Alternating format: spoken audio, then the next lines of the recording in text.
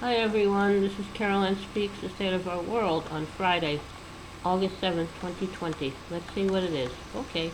Alright. Now, as of today, this evening, we have a total of 4,945, we have a total of 4,945,190 U.S. cases in the United States, and about 160,000 people who have passed away from this virus.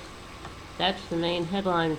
Still no national plan on, testing, providing personal protective equipment, hospital equipment, ventilators, and respirators, and testing, and shutting down areas that shouldn't be open.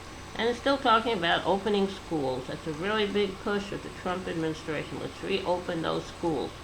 Okay.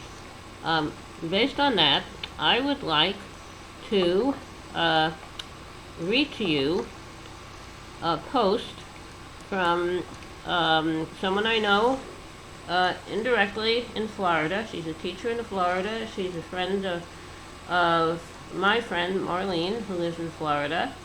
And this girl is a victim of the coronavirus. So I'd like to read to you what she has said, an update in her Facebook page. It's from Stefanie Miller in Florida. Here's my update. I went to the pulmonologist on Monday. My lungs are still severely constricted and they really don't know the effects of the COVID, but it can take up to a year to heal.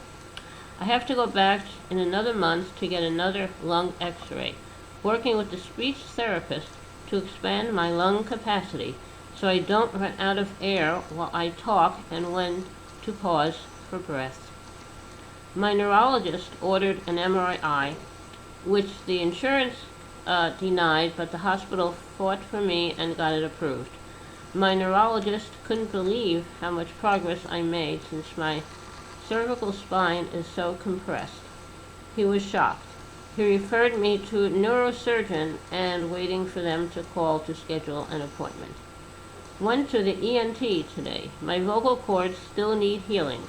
I need 6 more weeks of speech therapy and hopefully won't need a procedure. The fluid behind my ears went away. Monday, I have a dermatologist appointment to see if they can inject steroids into the scars on my face so they aren't so pronounced. I'm using a special silicone gel that someone gave me to help them heal.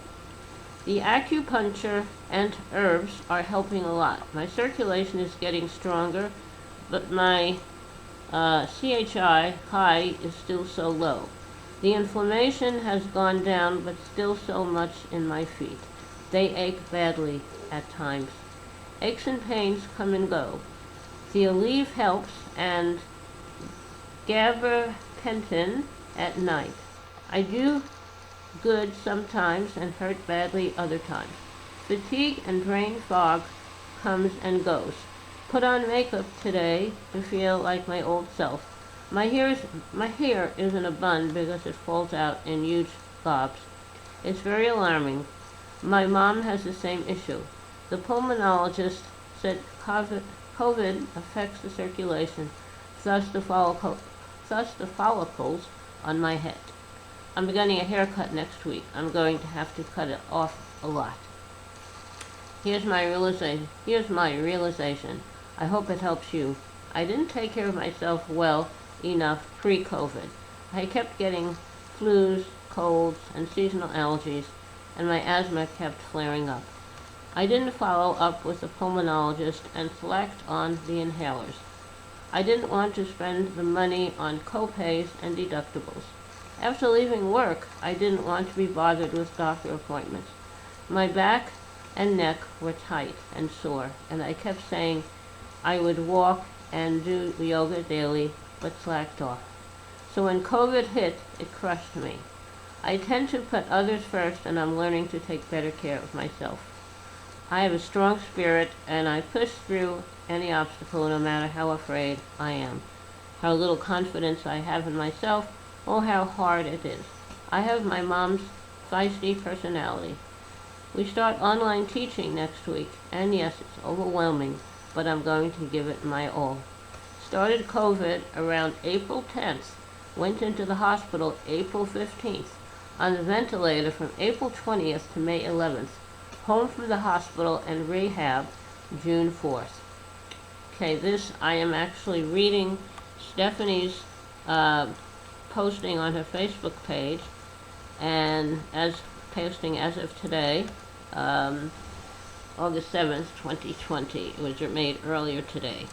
So if that isn't enough to get everybody thinking about the need to take this virus seriously and make sure everybody has the health care they need, and that we do practice social distancing and wear masks and have only essential workers out there working, if they're really essential. And everyone else should stay home and try to get better. Because Stefanie is a teacher in Florida, and I don't know if you've been aware of the news, but the governor of Florida, he's trying to get teachers to go back to work, and the teachers union in Florida is suing Governor of Florida about that.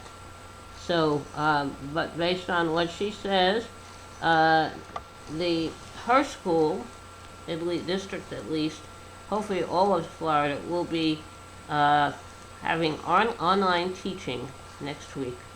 And I'm assuming that means that all the materials needed by students will be provided, especially for those who don't have access to the internet, and those who have access to the internet, but it's not a really strong access, it's not a very fast speed. So anyway, I'm definitely a fan of virtual learning. Better be safe than sick.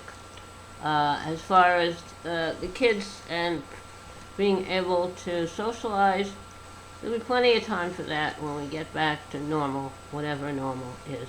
But for now, let's just protect the teachers like Stefanie and all the other teachers and staff and the bus drivers and the cafeteria workers, everybody.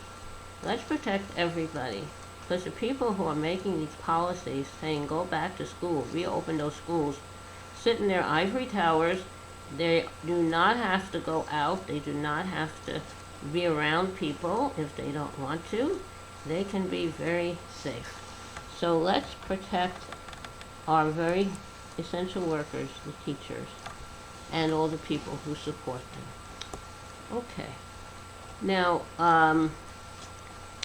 still have all the other issues about our world today, such as the election coming up in November. Make sure you're registered.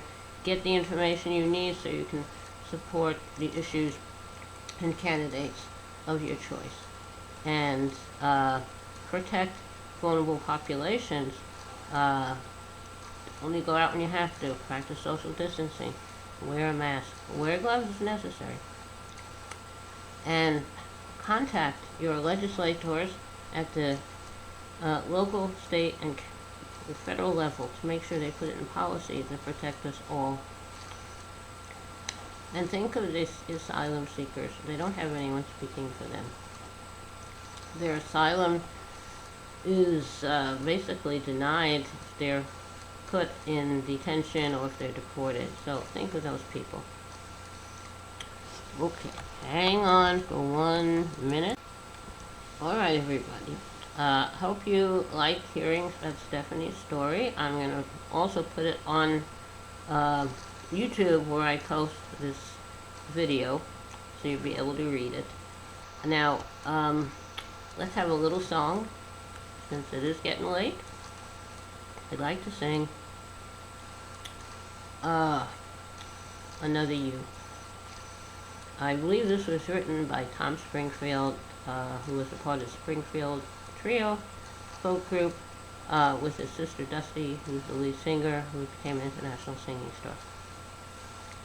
Okay, here we go. Another You. There's a new world somewhere they call the Promised Land, and I'll be there someday if you will hold my hand.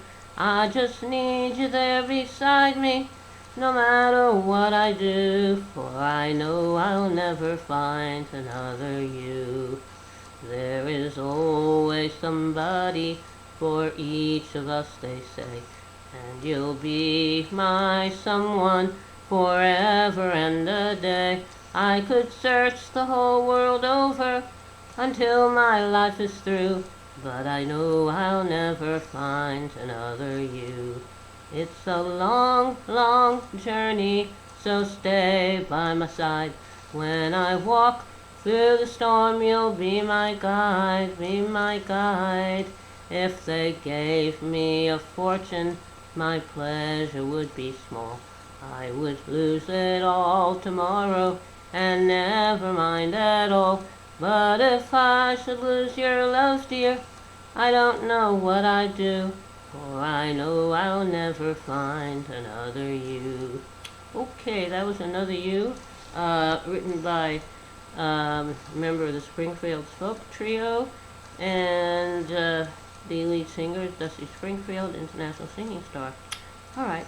I'd like you to all stay safe, take care of yourself, take care of others. Thank you for tuning in this evening, Friday, August 7th, 2020. Hope you'll be back here tomorrow for another meeting with Carol Ann Speaks, The State of Our World. And remember, kindness goes a long way. Kindness goes a very long way. Okay, stay safe. Hope to see you tomorrow. Good night, all.